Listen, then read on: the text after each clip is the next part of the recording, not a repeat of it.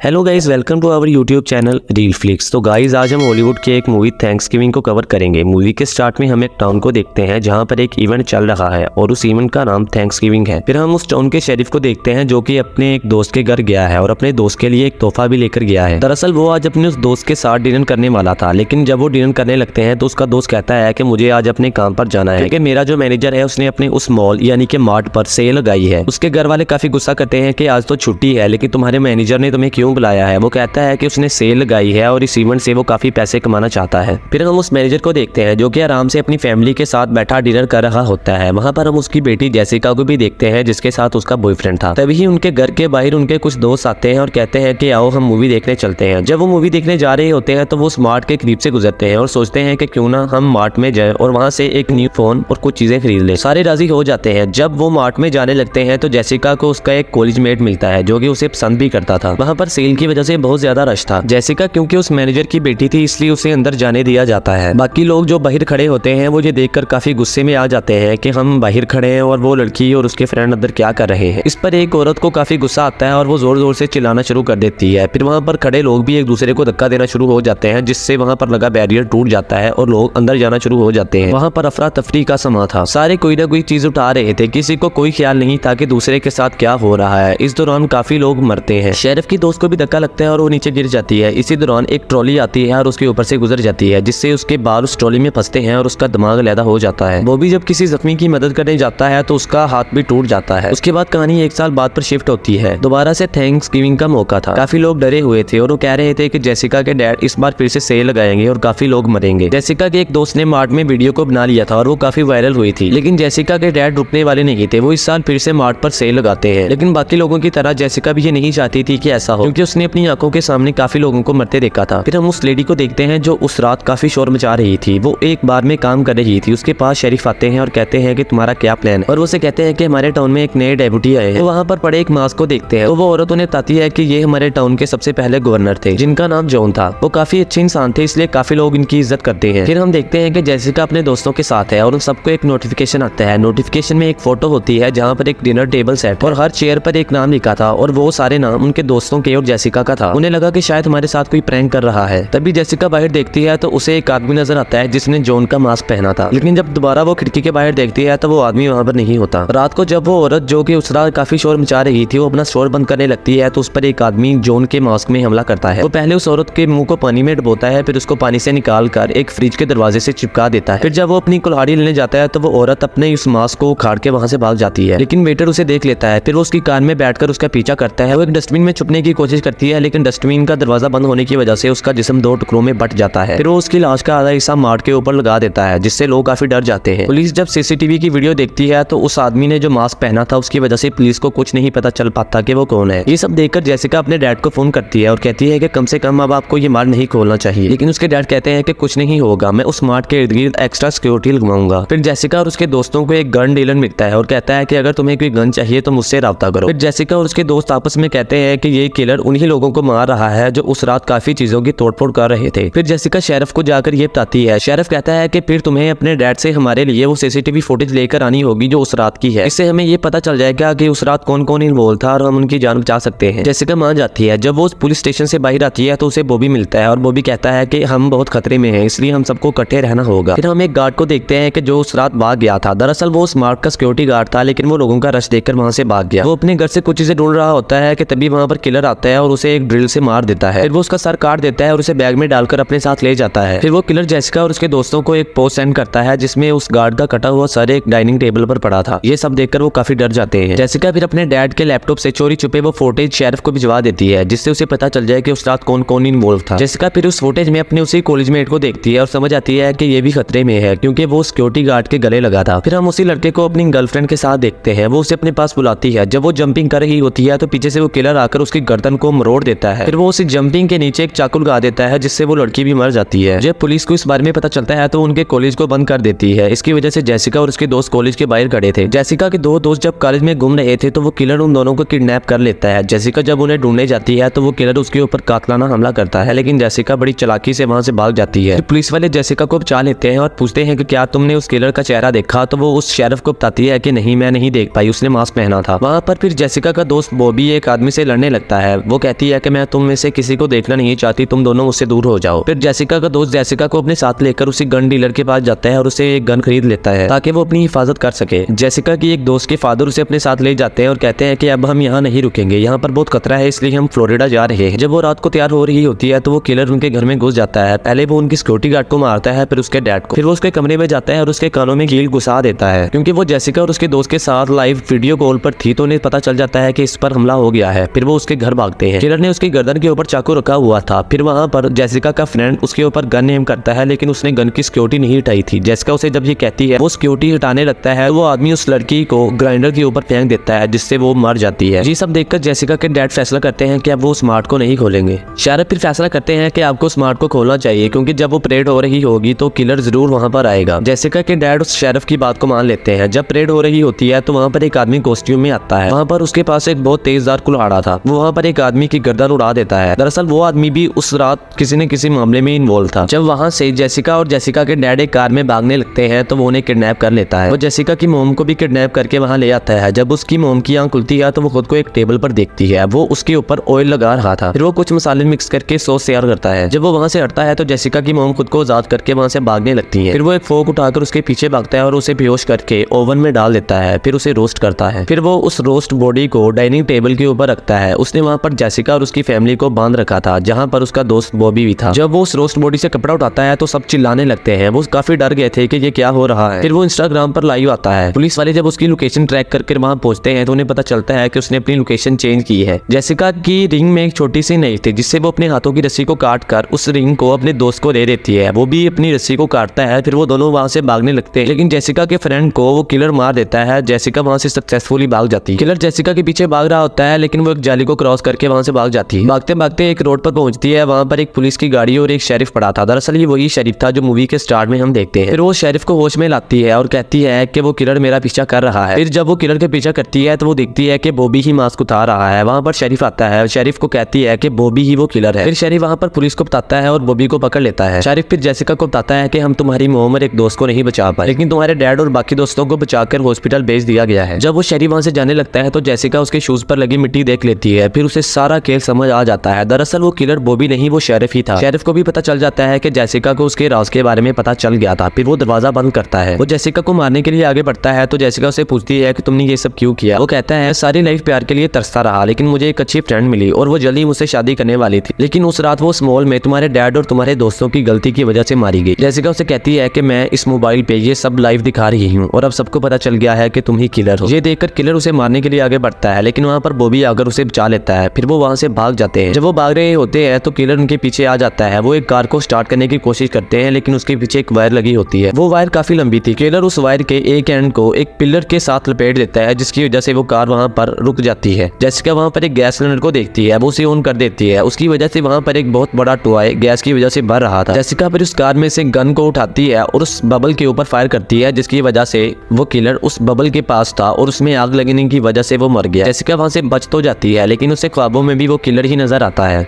इसी के साथ मूवी एंड होती है। उम्मीद है कि आपको हमारी ये वीडियो अच्छी लगी होगी। अगर आपको हमारी ये वीडियो अच्छी लगी है तो वीडियो को लाइक करें, चैनल को सब्सक्राइब करें और कमेंट बॉक्स में अपनी राय के इज़हार जरूर करें।